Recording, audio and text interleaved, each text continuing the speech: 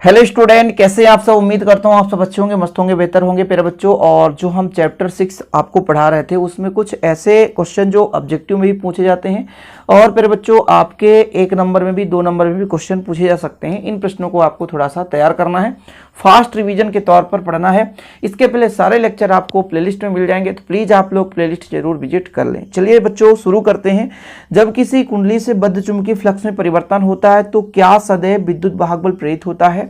जी हाँ, देखो फैराडे ने बताया कि जब चुंबक और कुंडली के बीच आपेक्षिक गति होती है तो कहीं ना कहीं कुंडली में चुंबकीय फ्लक्स के मान में परिवर्तन होता है, जिससे प्रेरित धारा उत्पन्न हो जाती है, अर्थात विद्युत वाहक बल उत्पन्न हो जाता है। तो प्यारे बच्चों, जब चुंबकीय फ्लक्स के मान में परिवर्तन होगा, ये कब संभव है? जब चुंबक को हम कुंडली के पास ले जाते हैं या चुंबक को कुंडली से दूर ले जाते हैं। इस स्थिति पर कुंडली में एक विक्षेप उत्पन्न होता है, एक चुंबकीय फ्लक्स के मान में परिवर्तन होता है, और यदि चुंबकीय फ्लक्स के मान में परिवर्तन हो रहा है तो सदैव विद्युत वाहक बल प्रेरित होगा। ये 100% गारंटी है। प्रेरित धारा का मूल कारण क्या है? प्रेरित धारा किसके कारण उत्पन्न होती है? तो चुंबकीय फ्लक्स में परिवर्तन के दर के कारण। समय के साथ चुंबकीय फ्लक्स में कितना परिवर्तन होता है? इसके पहले हमने आपको फैराडे के अनुप्रयोग में बताया था कि फैराडे ने बताया था कि जब कुंडली को हम चुंबक के पास या चुंबक को कुंडली के पास ले जाते हैं, कोई दिक्कत नहीं, तो चुंबक के चुंबकीय क्षेत्र से यानी चुंबकत्व के प्रभाव से चुंबकीय क्षेत्र रेखाएं कुंडली से होकर जाती हैं। और प्यारे बच्चों, लंबवत जितनी क्षेत्र रेखाएं जाती हैं उसकी चुंबकीय फ्लक्स है।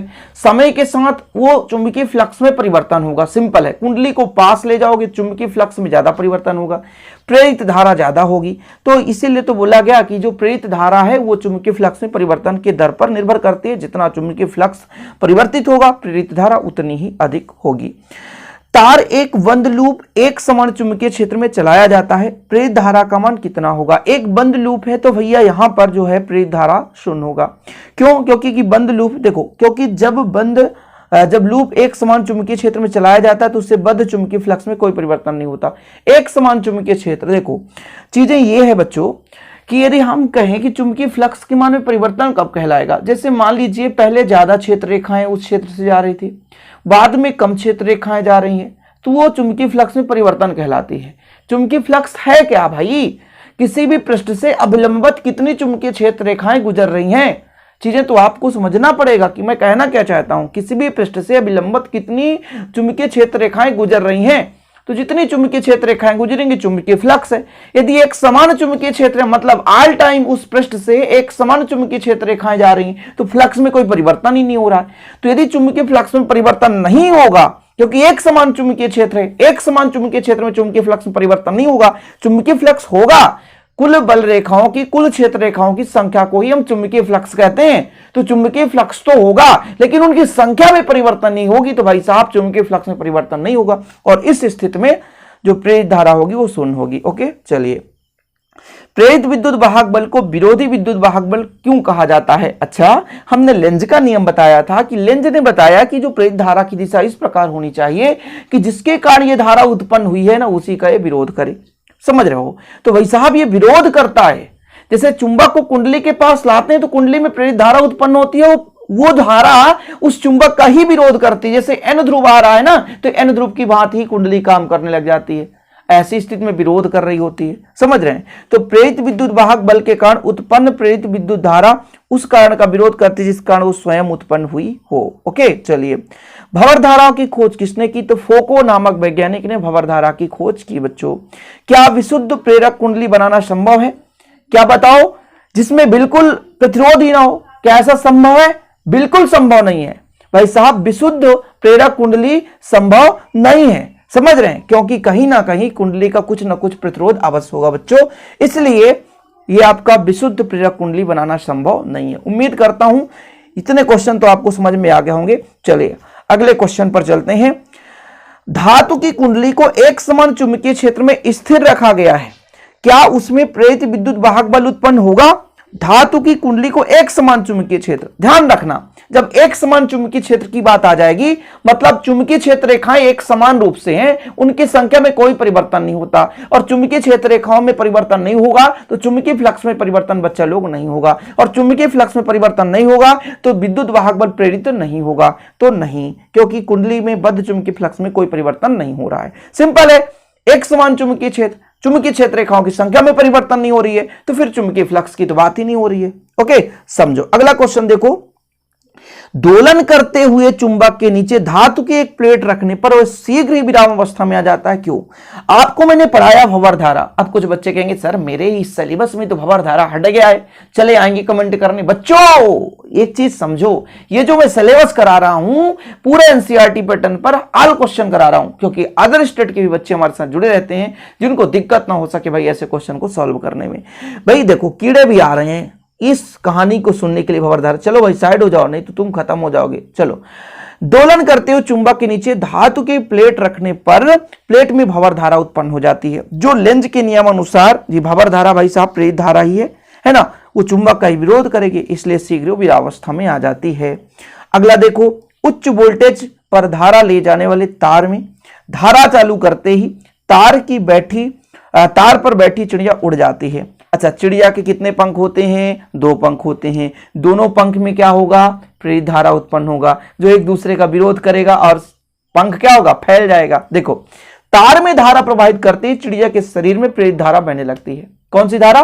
प्रेरित धारा बहती है। उनके दोनों पंखों में प्रेरित धारा की दिशा विपरीत होती है। दोनों की दिशा क्या होगी? विपरीत होगी, जिसके कारण पंखे परस्पर प्रतिकर्षित हो जाते हैं, और प्रतिकर्षित होते हैं तो पंख फैल जाता है और चिड़िया उड़ चलती है, यानी उड़ जाती है।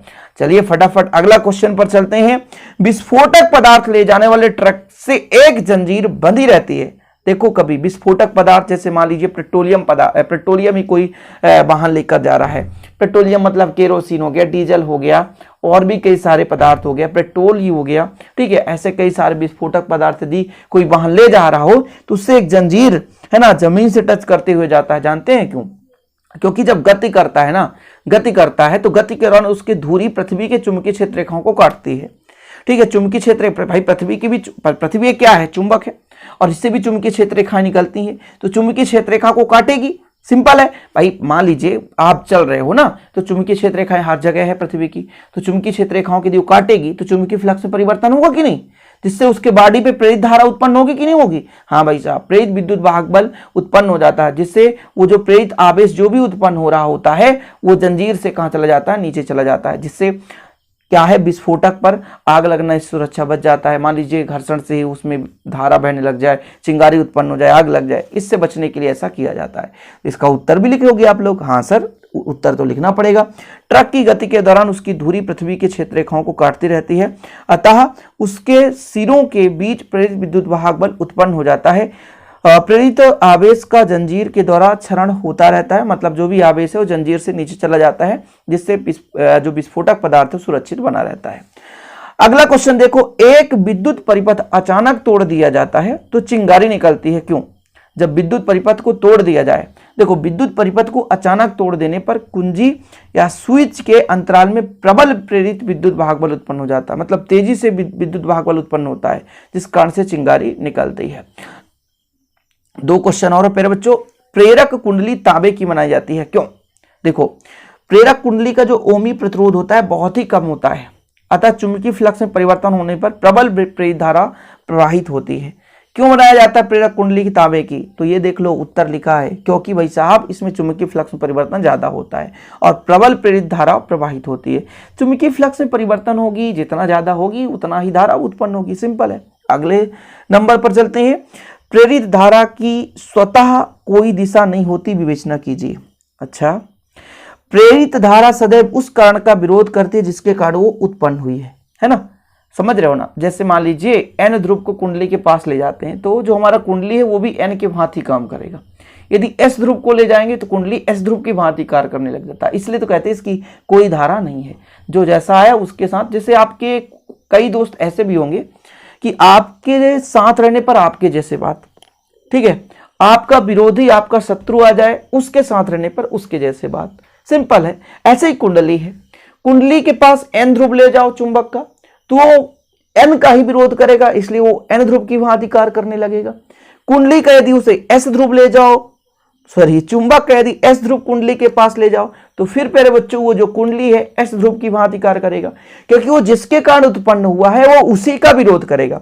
लेंज के नियम के आधार पर प्रेरित धारा की दिशा इस प्रकार होती है कि वो उसी का विरोध करती है जिसके कारण उत्पन्न हुई है, सिंपल है।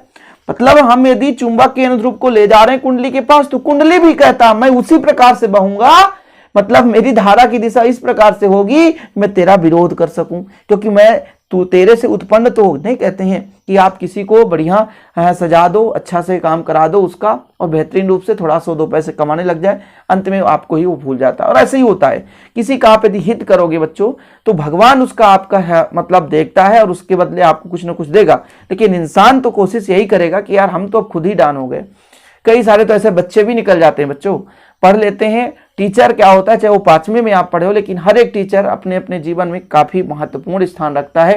क्योंकि जिस लेवल में प्यारे बच्चों यदि आप 5वीं क्लास में किसी टीचर से पढ़े हो, तो वो भी एक टीचर ही है, भले आज उनका ज्ञान आपसे कम है, क्योंकि आप IIT जाकर कर लिए, वही इतना बड़ा ज्ञान ले लिए, तो ऐसा नहीं है कि वो आपके जीवन में उनका अस्तित्व खत्म हो गया। प्रारंभ में तो उन्होंने ही आपके जीवन में आपके मतलब जो भी आपका ज्ञान था वो आपको दिए। तो आप लोग मेरे बच्चों कभी भी, चाहे अपने वो प्राइमरी स्तर के हों, मतलब पहली दूसरी क्लास के टीचर हों, चाहे 8वीं तक के टीचर हों, चाहे 12th के, चाहे कॉलेज के हों, कहीं के सबका सम्मान करना चाहिए, क्योंकि सबका अपने अपने जगह स्थान है। हर जगह स्थान सबका अपना अलग है। भाई प्रोफेसर यदि दूसरी क्लास पढ़ाने लग जाएंगे तो फिर कहाँ से गड़बड़ हो जाएगा सब कुछ ना। तो ये मत सोचो कि काश ऐसे टीचर पहले मिले होते, पहली दूसरी में वही टीचर महान होते हैं बच्चों, है ना। आप लोग खुद सोचो, जब हम इस क्लास में थे तो हमें ये टीचर बहुत अच्छे लगते थे और अब उनको तुच्छ समझने लग जाते हो। तो ऐसा नहीं है, ऐसे ये लेंज के नियम के आधार पर धारा की दिशा हो जाती है साला, जिसके कारण वो बना उसी का विरोध करने लग जाते। तो आप लोग मत करना बच्चों। और इसी के साथ हमारा क्वेश्चन कंप्लीट। आज का वीडियो पसंद आया तो लाइक करिए, शेयर करिए। इसी प्रकार इनके नोट्स लेने के लिए 9685 29 91 49 पर कॉन्टेक्ट कीजिए। 100 रुपीज चार्ज तो लगता है बच्चों, लेकिन बेहतर रूप से हैंड रिटन नोट्स दिए जाते हैं। ओके, जय हिंद, वंदे मातरम, take care, bye bye, love you my all dear student.